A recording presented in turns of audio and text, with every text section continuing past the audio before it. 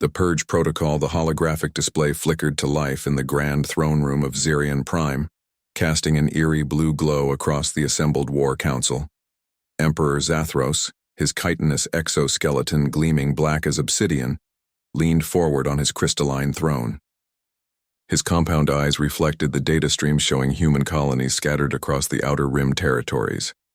847 systems under our control, he hissed, his voice like grinding metal.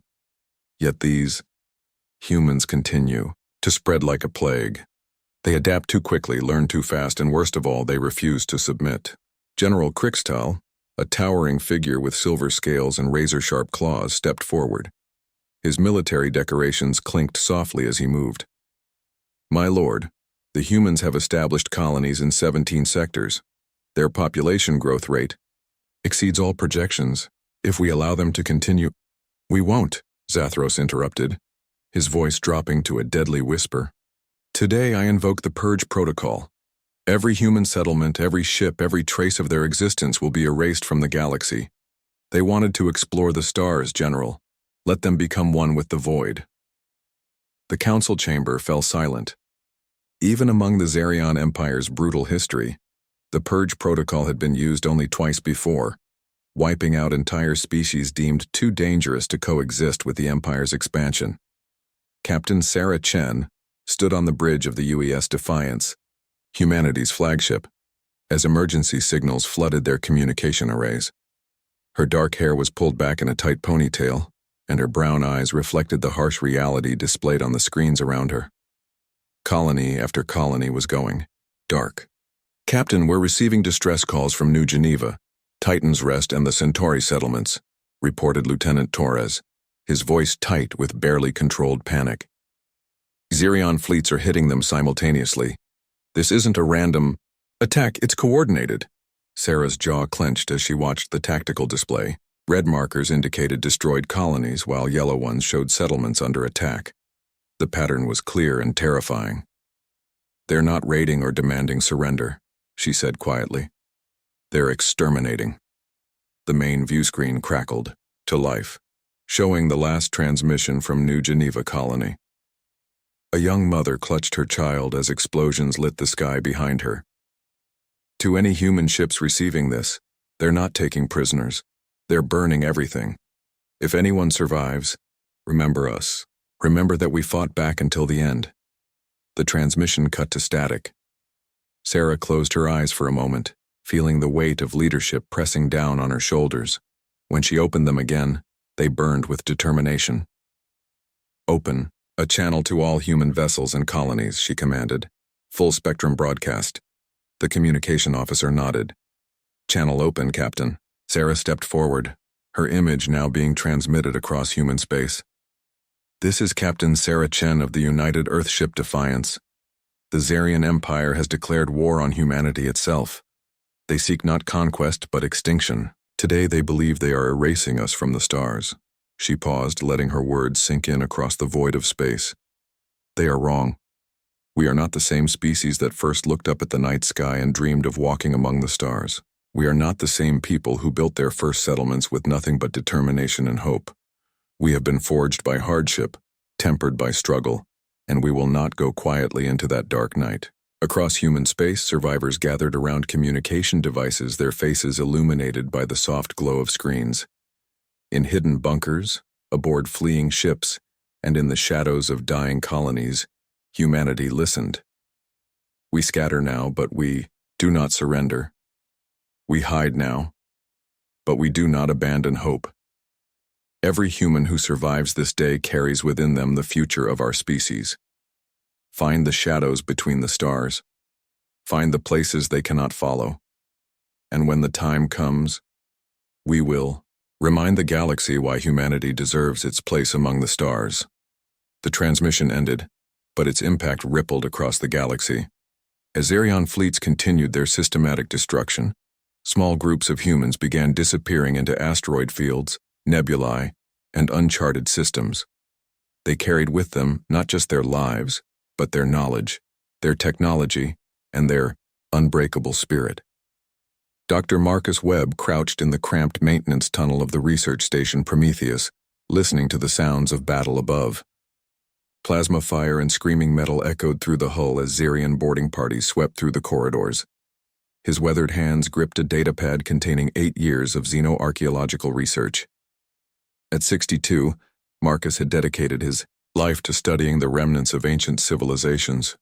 He had uncovered artifacts from species that had vanished millions of years ago, pieced together their histories from fragments and whispers.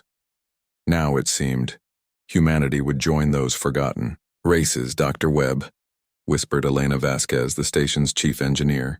The young woman's face was streaked with coolant fluid and her hands shook as she held a plasma cutter. The escape pods are compromised. We're trapped. Marcus looked at the data pad in his hands, then at the tunnel around them. The maintenance shafts led to the station's core, where the main computer bank stored decades of research. Among that data was something the Xerions had missed: coordinates to the Void Nexus, a region of space where sensors failed and ships disappeared. "Elena," he said quietly, "can you rig an overload in the computer core? Something that would destroy the station but create enough debris to mask an escape pod launch?" Her eyes widened with understanding. "The explosion would scatter fragments across half the system in the chaos." She nodded. "I can do it, but we'd have maybe 3 minutes to reach the pod bay. Then we better move fast." Marcus tucked the datapad inside his jacket. "The galaxy thinks humanity is finished. Let's prove them wrong." The explosion that destroyed the Prometheus research station was visible from 3 star systems away. In the aftermath, Xerian salvage teams found no survivors, no intact databanks, and no trace of the research that had been conducted there. They marked it as another successful cleansing and moved on to their next target.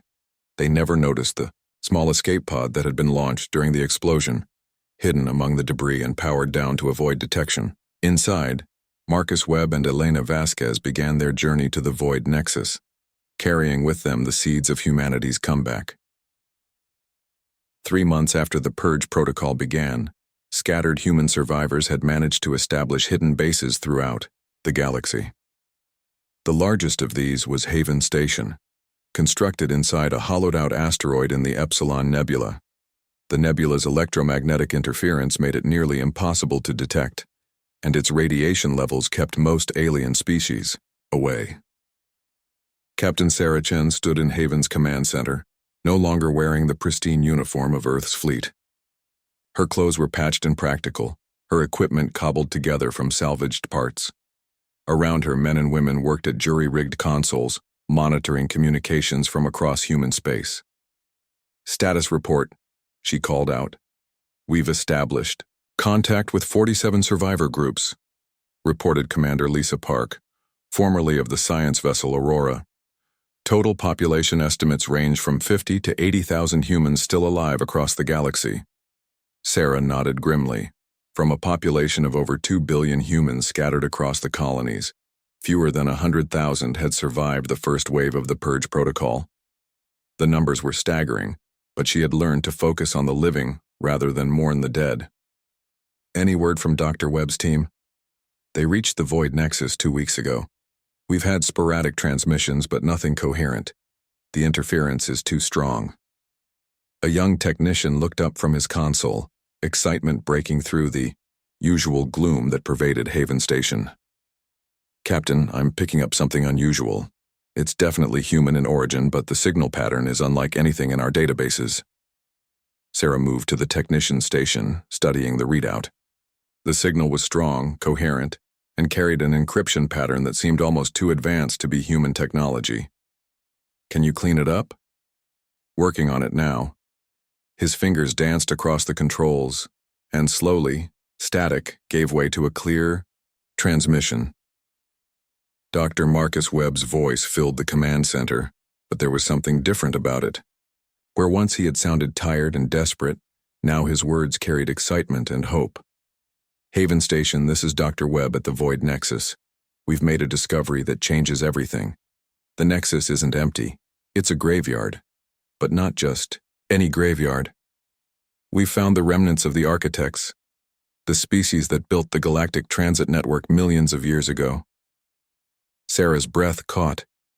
The architects were legendary, a species so advanced that their technology was still beyond comprehension. Their disappearance had remained one of the galaxy's greatest mysteries. More importantly, Webb continued, their technology is still functional. Elena has managed to interface our computers with their systems. Captain, we're not just talking about weapons or ships. We're talking about the ability to reshape matter at the molecular level, to fold spacetime, to turn energy into solid matter and back again. The command center erupted in excited whispers. Sarah raised her hand for silence, her mind racing with possibilities. But there's more, Webb's voice continued. The architects didn't disappear, they were exterminated. The Xerion Empire has done this before, Captain. They've been wiping out advanced species for millions of years, taking their territory and resources while ensuring no one could ever challenge them. Sarah's expression hardened. How long until you can return with the technology? 2 weeks to download the critical data, another month to understand how to implement it. But Captain, when we come back, we won't be the same desperate survivors who fled into the void. We'll be something the Xerians have never faced before, a species with nothing left to lose and the power of the architects at our disposal. The transmission ended, leaving the command center in stunned silence. Sarah looked around at the faces of her people, seeing hope rekindling in their eyes for the first time since the purge protocol began. You heard him, she said quietly. We have 2 months to prepare. Start reaching out to every survivor group, every hidden settlement. Tell them the war isn't over. Tell them we're going to take back what was stolen from us. She turned to face the tactical display showing the known positions of Xerion fleets. And tell them that when we're done, the galaxy will know that you don't try to erase humanity. You don't hunt us to extinction. Because when you corner a species with nothing left to lose, they don't just fight back. Her voice dropped to a deadly whisper that carried to every corner of the command center. They evolve. As word spread through the hidden networks of human survivors, a change began to take place. The desperate refugees who had fled the purge protocol started to transform into something harder, more focused. They began to train, to plan, and to prepare for a war that would determine not just humanity's survival, but its place in the galactic order. In the depths of the Void Nexus, Dr. Webb and Elena Vasquez worked alongside ancient machines that hummed with power beyond imagination. They were unlocking secrets that had been hidden for millions of years, preparing to give humanity the tools it would need to not just survive, but to thrive. The Xerion Empire had sought to erase humanity from the stars. Instead, they had forged something far more dangerous than they could have ever imagined. They had created a species with nothing left to lose and everything to fight for. The age of hiding was almost over. Soon, it would be time for the galaxy to learn that some species don't just refuse to die quietly. Some species come back stronger than ever, and when they do, they make sure no one ever tries to erase them again. The countdown to humanity's return had begun. The new Galactic Order 8. Years had passed since the Purge Protocol, and the galaxy had settled into a comfortable rhythm under Xerion rule. Emperor Zathros occasionally inquired about human activity, but the reports were always the same. Scattered refugees, dying settlements, a species slowly fading into extinction. The threat had been neutralized. General Krickstall stood before the tactical display in the war room of Xerion Prime, reviewing patrol reports from the Outer Rim. His silver scales had dulled with age, and the weight of maintaining an empire across 847 star systems showed in the set of his shoulders. My lord, he addressed the Emperor, our scouts report complete pacification of former human territories. No organized resistance has been detected in over 3 years. The few remaining settlements appear to be subsistence-level colonies with no military capability. Emperor Zathros reclined on his throne, satisfied with the report. As expected, humans proved resilient for a time, but they lacked the vision to truly threaten our dominion. Continue standard patrols, but reassign 3 battle fleets to the expansion into the Magellanic sectors. Neither of them noticed the nearly invisible probe that had been recording their conversation from the ventilation system above. The device, no larger than a grain of sand and constructed from materials that didn't exist in any known database, transmitted its data across quantum channels that bypassed all conventional detection methods. Light years away, in a space station that officially didn't exist, Admiral Sarah Chen reviewed the intelligence with grim satisfaction. Her hair had streaks of silver now, and her face bore the lines of someone who had carried the weight of species survival for nearly a decade. But her eyes still burned with the same intensity that had inspired humanity's survivors 8 years ago. "They're reducing patrols," she said to the assembled command staff. 3 entire battle fleets reassigned to expansion operations. Krikstal thinks we're finished. President Marcus Webb, formerly Dr. Webb, entered the conference room carrying a data pad filled with technical specifications. At 70, he moved with the careful precision of someone whose body had been rebuilt with technology that made him stronger than he had ever been in his youth. "The final integration tests are complete," he announced. "Project Renaissance is ready for deployment." Around the table sat the leadership of what the galaxy believed was a dead species. Admiral James Morrison, formerly Captain Morrison of the destroyed cruiser Valiant, had spent 8 years developing new tactical doctrines. Commander Elena Vasquez, now bearing the title of Chief Technology Officer, had overseen the integration of human engineering with architect technology. And alongside them sat others who had once been considered humanity's greatest enemies. Krikstal the Redeemed, formerly general of the Zirion Empire, had been captured during a patrol raid 2 years ago. Instead of execution, he had been shown the truth about the Purge Protocol, about the millions of years of species extermination that the Zirion Empire had covered up. The evidence had shattered his faith in the empire he had served, and he had chosen to defect, bringing with him detailed knowledge of Zirion military capabilities. "The Emperor believes he has 3 years before the Magellanic expansion is complete," Krikstal said, his translated voice carrying notes of regret and determination. "He plans to celebrate the 10th anniversary of the Purge Protocol with a grand ceremony. The entire Zirion leadership will be present at the capital." Sarah nodded. "Then that's our timeline. 10 years ago, they tried to erase us from the galaxy. It's time to show them what we've become." She activated the holographic display, showing the current state of human civilization. It bore no resemblance to the scattered refugees of 8 years ago. Hidden construction facilities throughout the galaxy had been building ships that incorporated both human ingenuity and architect technology. Entire asteroid belts had been converted into mobile bases. Most significantly, humanity had learned to adapt and evolve their technology at a rate that would have been impossible before their near extinction. "Phase 1 begins tomorrow," Sarah announced. "We reveal ourselves to the galaxy." The first sign that something had changed came at the Zirion border station of Terminus Gate. The massive structure served as both a checkpoint and a symbol of imperial power, its weapon arrays capable of destroying entire fleets. For 8 years, it had stood unchallenged, a monument to Zirion dominance. Commander Vexthar was reviewing the morning patrol reports when his sensors began detecting anomalies. Space itself seemed to be rippling around the station, as if reality was being folded and twisted by invisible forces. "Sir," his sensor operator called out, "I'm reading massive gravitational distortions. It's like space is being compressed." Before Vexthar could respond, the distortions intensified, and something impossible happened. Ships began materializing out of nothing, not through conventional faster-than-light travel, but as if they were being assembled from the quantum foam of space itself. The vessels that appeared were unlike anything in the galactic databases. They combined the organic curves of human design with materials that seemed to shift and flow like liquid metal. Their hulls reflected light in ways that suggested they existed partially outside normal spacetime. "Unknown vessels," Vexthar transmitted.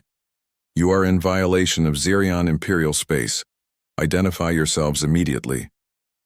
The response came not through communication channels, but directly into the minds of everyone on the station. It was a human voice, calm and implacable. "This is Admiral Sarah Chen of the Human Federation. Terminus Gate is now under human control. You have 10 minutes to evacuate all personnel before we repurpose your station." "Impossible," Vexthar snarled, triggering. The station's weapon systems. Humans are extinct. The station's massive plasma cannons swiveled toward the human fleet and fired. The energy beams, capable of melting through the armor of the largest dreadnoughts, struck the human ships and simply disappeared. The vessels absorbed the energy, their hulls glowing briefly before returning to their normal state. Your weapons are based on principles we mastered millions of years ago. Admiral Chen's voice continued. We are offering you the chance to leave with your lives. This offer will not be repeated. Vexthar's pride overrode his survival instincts. All weapons, maximum power. Destroy these pretenders. The battle lasted exactly 3 minutes and 47 seconds. Human ships moved through space as if the laws of physics were merely suggestions. They folded distance, manipulated time, and demonstrated capabilities that redefined what was possible in warfare. Terminus Gate's weapon systems were systematically dismantled, not destroyed, but literally converted into different materials at the molecular level. When the human fleet departed, Terminus Gate remained intact but completely transformed. Its weapon arrays had become gardens, its armor plating had been converted into crystalline observation decks, and its power core now generated energy that it freely shared with any ship that approached. Most shocking of all, every Zarian on the station had been safely evacuated to nearby systems, their life support pods equipped with technology that guaranteed their survival. The humans hadn't killed a single enemy. The message was clear. We could have destroyed you, but we chose mercy. Consider what that means. Within hours, similar demonstrations occurred at 12 other strategic locations throughout Zarian space. Each time, the pattern was the same. Overwhelming display of technological superiority, complete tactical victory, and not a single casualty inflicted on the enemy. The galaxy watched in stunned silence as reports flooded the communication networks. Humanity, supposedly extinct, had returned with capabilities that bordered on the godlike. More importantly, they were showing restraint that no species in Galactic history had ever demonstrated while possessing such power. On Zirian Prime, Emperor Zathros stared at the tactical reports with disbelief that slowly transformed into terror. The species he had tried to exterminate had not only survived, but had become something beyond his comprehension. How is this possible? He demanded of his advisors. Our intelligence indicated scattered refugees, primitive settlements. A new voice answered from the shadows of the throne room. Because your intelligence was exactly what we wanted you to see. The Emperor spun around to see a figure emerge from what had appeared to be empty space. President Marcus Webb materialized as if stepping through a doorway that existed in a different dimension. He looked exactly as he had 8 years ago, his apparent age frozen by technology that had transcended biological limitations. Dr. Webb, Zathros hissed, his compound eyes reflecting fear. You should be dead. Many things should be different than they are, Marcus replied calmly. But I'm not here for revenge, Emperor. I'm here to offer you a choice. Guards moved to surround the human, but their weapons passed through him harmlessly. Marcus existed, in a quantum state that allowed him to be present but untouchable, there but not there. The Zirian Empire has ruled through fear and extermination for millions of years, Marcus continued. You've destroyed countless species, erased entire civilizations from existence, but that ends now. You cannot threaten us with a few stolen ships, Zathros snarled, though his voice carried uncertainty. Marcus smiled sadly. I'm not threatening you, Emperor. I'm explaining your new situation. Humanity now possesses the combined knowledge of every species you've exterminated over the past 5 million years. We found their records in the Void Nexus along with the architect technology you've been searching for. The Emperor's expression changed from defiance to horror as the implications sank in. The other species, they preserved their knowledge? Every one of them. And now that knowledge serves humanity.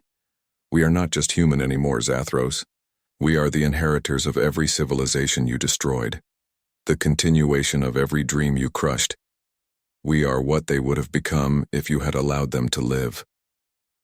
Marcus gestured, and the air around them filled with holographic images, thousands of species, Millions of individuals, entire civilizations that had been lost to Xerion expansion.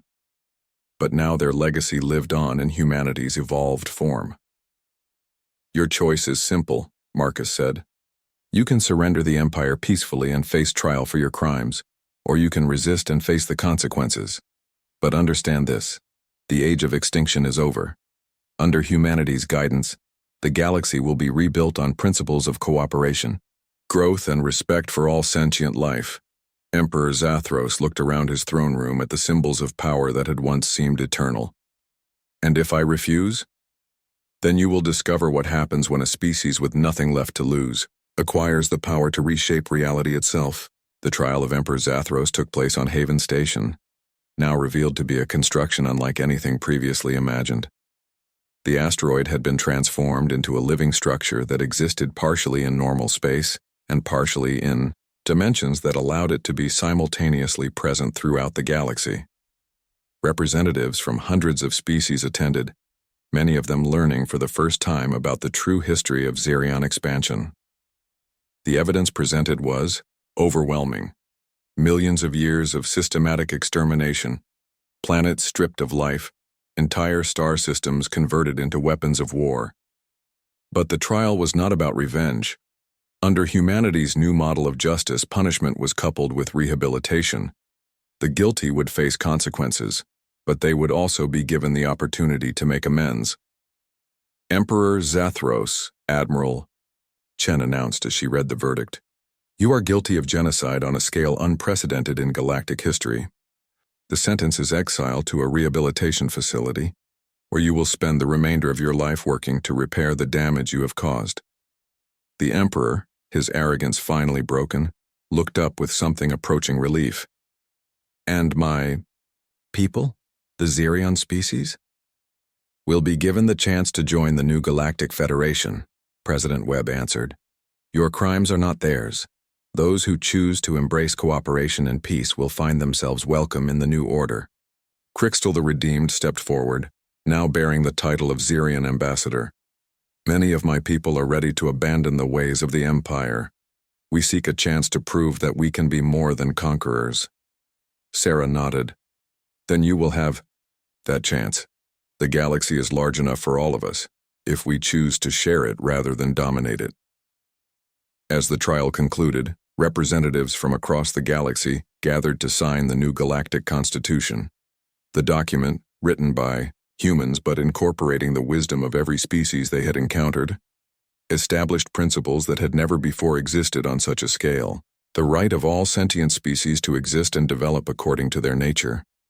The obligation of more advanced species to assist rather than exploit less developed ones. The establishment of institutions designed to prevent any single species or empire from ever again threatening the existence of others. Most importantly, it established humanity not as rulers of the galaxy, but as guardians of its diversity. We learned something during our 8 years in exile, Sarah addressed the assembly. Power without restraint leads to corruption. Strength without wisdom leads to destruction. We have both power and strength now, but our greatest weapon is the memory of what it felt like to face extinction. She looked out at the gathered representatives, many from species that had once been enemies. We will never allow another species to experience what we experienced. We will never again let fear and hatred drive us to try to erase entire civilizations. The galaxy belongs to all of us, and together, we will make it a place worthy of our dreams. The applause that followed was not just celebration, but recognition of a fundamental shift in galactic civilization. For the first time in millions of years, the future held promise instead of threat. In the months that followed, the transformation was remarkable. Xerion battle fleets were converted into exploration vessels.